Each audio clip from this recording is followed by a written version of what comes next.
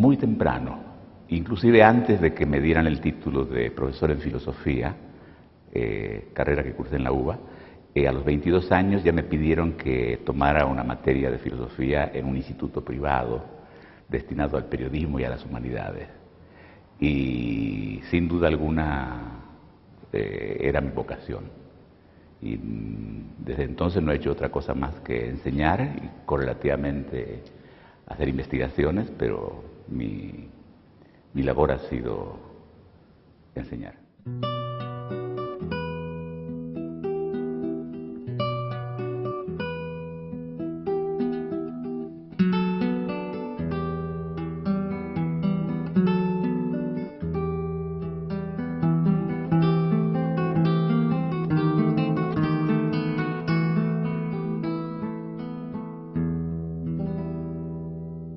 Conocí a Juan Zamaja en el patio de la Facultad de Filosofía y Letras, de la calle Independencia 3065, que hoy está ocupada por la Facultad de Psicología, una suerte de atadura al destino, digamos. Y por un amigo terminé en Mar del Plata.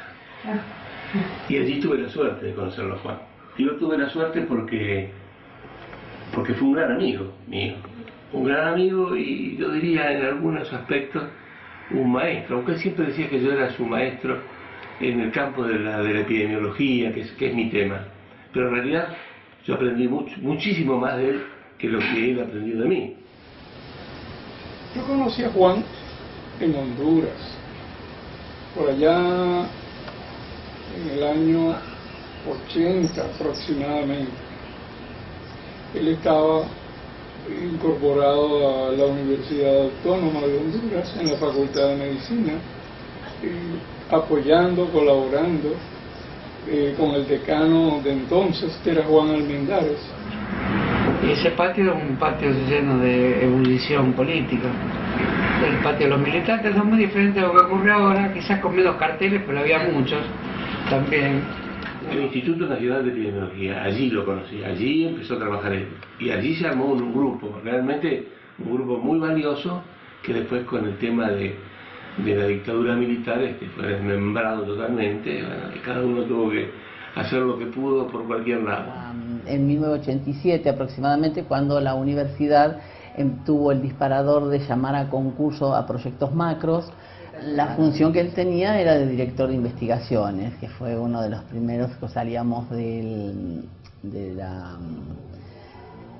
la intervención y fueron los primeros autoridades que tenía la universidad democráticas. Entonces fue como director de investigaciones. Poseedor de una gran voz, un gran orador. Una vez en alguna convocatoria militante en ese mismo patio, donde transcurrieron, alguien me dijo que creo que era Daniel López, me parece. Dijo, se largó Juan. Largarse significaba disponerse por primera vez a hablar en público. En principio soy una persona bastante poco audaz en muchos planos de la existencia, ¿no? Pero en el único plano que quizás sea audaz es en el plano de las ideas, en el sentido de que allí no temo lanzarme para adelante, inclusive hasta diciendo cosas que pueden llegar a ser punibles en el mundo académico. Por ejemplo, si lanzo una interpretación de un autor célebre, cualquiera, Kant, Hegel, etc., ¿no?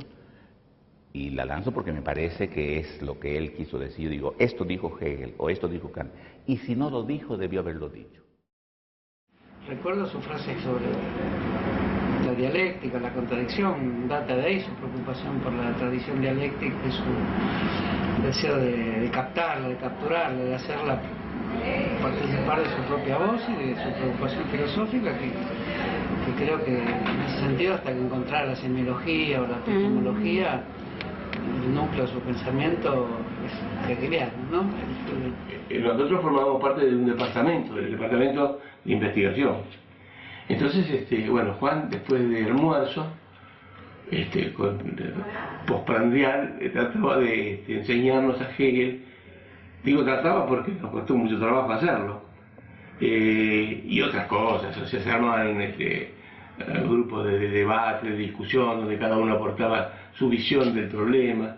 Fue tremendamente enriquecedor. Era un pensador y como tal era también un maestro, un sembrador. Y en esa época en Nicaragua hizo un enorme esfuerzo por la formación intelectual de un grupo de jóvenes que despuntaba ya como futuros líderes intelectuales y académicos en ese país. Y tuve la suerte de aprovechar algunos de esos esfuerzos. Y Juan sembró en todos nosotros un mejor conocimiento, una mejor apreciación sobre el pensamiento de Hegel, el pensamiento y la dialéctica hegeliana, pero vista no solamente como un ejercicio teórico, sino esencialmente como un ejercicio de aplicación de esa manera de pensar y de mirar el mundo y las cosas en asuntos de carácter eminentemente prácticos, como era el ejercicio de una reforma curricular o el ejercicio de articulación entre la universidad y las políticas que se estaban desarrollando en ese momento. Venía pensando en una frase que me parece haber leído alguna vez a raíz de una situación, de una escena que se produjo en una universidad norteamericana, a donde se había nombrado como rector de esa universidad o interventor a un general. Lo cierto es que cuando asume el rectorado se dirige a los profesores diciéndoles, bueno, cuenten conmigo, espero que los profesores empleados de esta universidad, etcétera, etcétera. Y un profesor se para y lo interrumpe y le dice, estimado rector, los profesores no somos empleados de la universidad, somos la universidad. Siempre me pareció que era un pensamiento original dentro de la epistemología argentina. Me pareció que tenía una gran originalidad, lo que él hacía por la conjunción atrevida que hacía entre dos vetas. La tradición del estudio de los signos y la tradición historicista. Creo que nunca dejó de lado su preocupación por lo social, la sociedad y el compromiso político. Juan Samarra é epistemólogo muito importante para a saúde coletiva brasileira, em especial porque foi filósofo, estudioso da teoria do conhecimento, que além de grande intelectual, juntava tudo isso com uma formação na área de saúde pública. Bueno, el objetivo era estudiar todos los aspectos de una población aborigen bastante cerrada que se llama Bartolomé de las Casas, como consecuencia de que el gobierno le había pedido al Instituto de Epidemiología que hiciese un estudio porque los diarios decían que los aborígenes, las poblaciones de aborígenes de la zona estaban muy afectadas de tuberculosis y de sífilis. El Instituto de Mar del Plata era un instituto que trabajaba fundamentalmente en estos dos temas. Pero gracias a Juan ampliamos el panorama de todo esto. Pero no solamente ir a ver cuántos enfermos había y decir no son pocos, que por ahí era lo que le convenía al gobierno que dijéramos. Y precisamente el aporte de Juan y de gente, de asistentes sociales que trabajaron también, pudimos lograr que la población se abriera y pudiéramos hacer el estudio. Estudio que después concluyó en un proyecto de control de la enfermedad. No nos dio tiempo ni a terminar el trabajo porque los militares que en ese momento estaban gobernando la provincia nos dijeron que nos volviéramos a nuestras bases. Logramos, gracias a los apoyos de Juan y una red importante de intelectuales y académicos latinoamericanos, que fueran insertados en el pensamiento que promovió la Organización Panamericana de la Salud a nivel continental.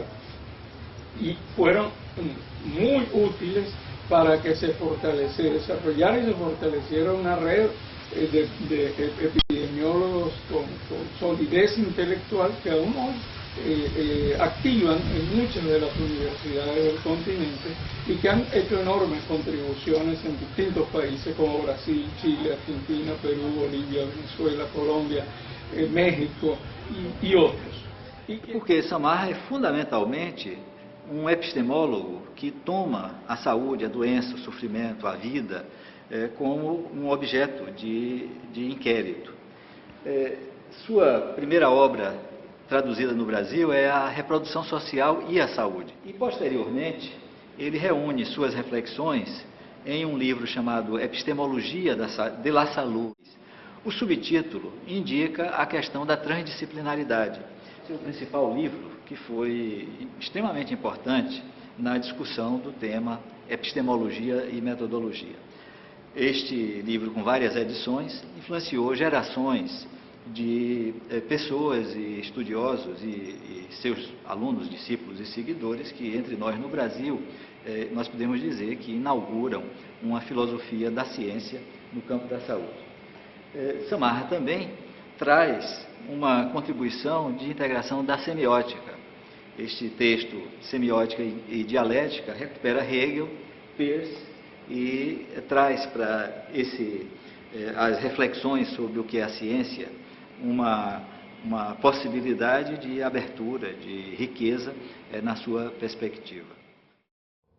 Lo que siento que queda de mí acá es esta sensación de trabajar con el alumno, de ir cada vez que se inicie la clase, recuperar la vivencia de que estoy al servicio de ese muchacho que está allí, que no viene a admirarme ni a ver cómo me luzco yo con lo que yo creo saber, sino que viene lleno de preocupaciones elementales como qué deber estudiar, qué texto tendré que revisar, cómo será el examen, ¿sí? Y poderlo atender. Hablar de Juan Samarra es hablar de muchas personas al mismo tiempo, juntas en un solo cuerpo. Una persona muy sencilla y muy humanitaria, muy humanitaria. Y creo que era alguien, voy a decir una palabra, un seductor. Nunca dejó de serlo. Creo que se destacaba por ser un seductor, se usaba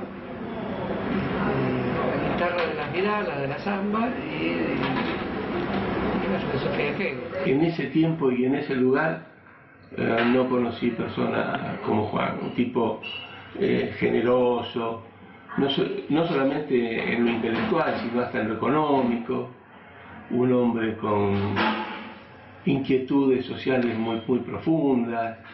Hoy en día por la Secretaría pasan ex becarios que son ahora actualmente son directores de proyecto y entonces cuando los veo me da una cosa como decir, profesor, su obra está cumplida, ¿no? Porque él los ayudó a formarse y hoy son directores de proyectos quienes son los que están formando a otros investigadores y es muy lindo. Coherencia en mi existencia profesional, es decir, quise ser profesor y logré ser profesor y tengo la sensación de estar llegando a un momento en que no solamente la gente que me conoce poco, sino los propios colegas entienden que soy profesor.